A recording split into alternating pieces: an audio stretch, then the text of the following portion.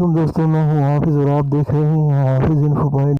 پاکستانی نوجوان نے ثابت کر دیا ہے کہ پاکستان کسی سے کم نہیں ہے۔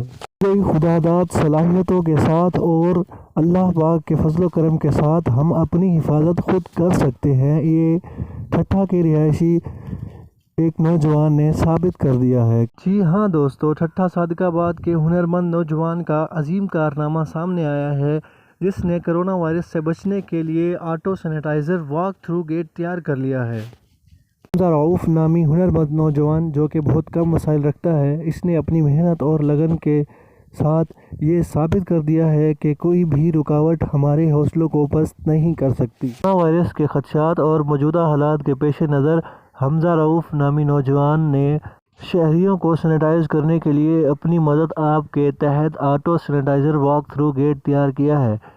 اس واک تھرو گیٹ میں motion sensors, showers, pressure pump, iron frame استعمال کیا گیا ہے، جس کے ساتھ سینیٹائزر سلوشن استعمال کرتے ہوئے لوگوں کو اس گیٹ سے گزارا جائے گا۔ یہ پہلا auto sanitizer walk through gate mobile آٹا sale point Thatta Sadiqabad پر نصب کیا گیا ہے، جس کے بعد اس گیٹ کو مین بازار ٹھٹھہ صادق آباد اور جمعہ کے روز مرکزی جامع مسجد کے باہر بھی نصب کیا جائے گا۔